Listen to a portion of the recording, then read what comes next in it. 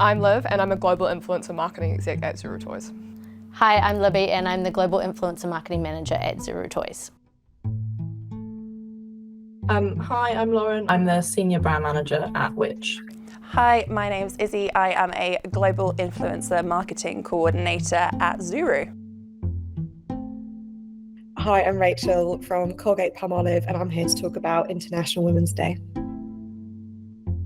In hospitality, I took on a management role and I found that my team that was predominantly male didn't really have much respect for me or listen to me, which was really, really hard. Whereas luckily in my role now in marketing, I am led by females and I find that's really, really helped me to grow in this industry. The ability to hold a room and to hold people's attention, especially in a large group setting where you may be in a room where you are surrounded by predominantly males that are middle-aged and often feel like you need to over-prepare. Being bullied at work by a senior male colleague who was well known to bully other female colleagues in the workplace. I was empowered to seek out help and go to HR, but no action was taken. But you also have to maintain this air of positivity and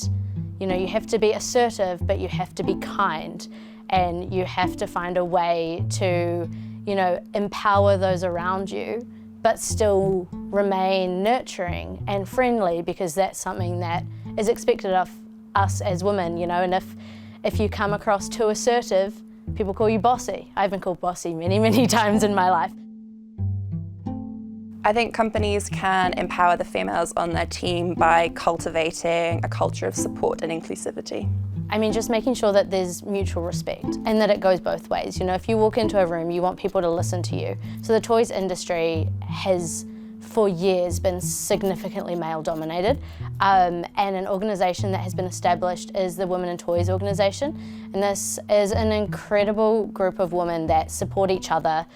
They recognise each other through different awards and accolades, but they also offer mentorship. By just promoting them into these senior leadership positions, because these inspire the younger people on their team to look up to them, so that allows growth throughout the company.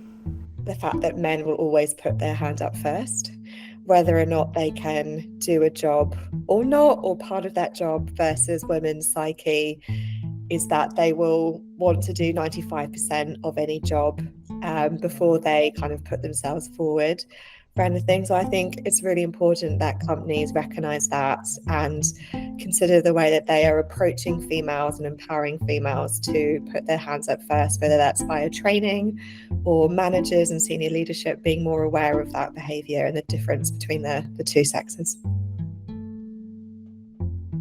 So as an expectant mother, my non-negotiable, I think, is going to be adjusting to work-life balance.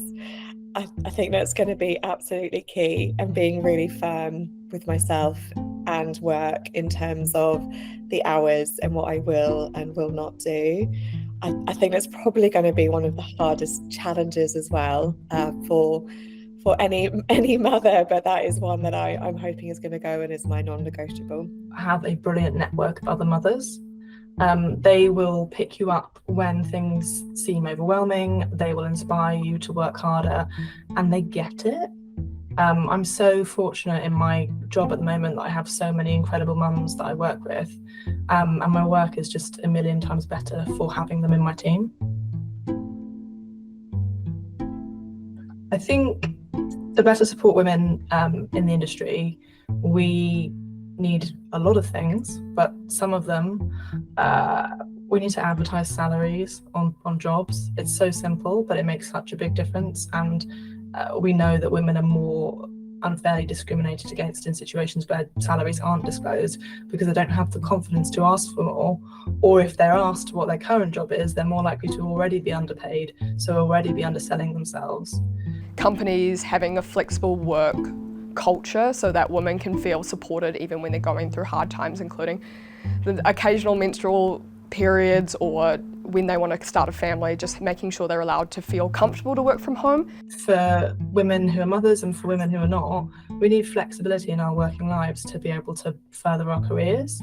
Closing the gender pay gap is a really important thing that we need to think about at a global level. You know, if females are treated equally when it comes to pay, then I think that will help the empowerment a lot, and it will make them realise that they are just as equal and just as deserving as their male counterparts.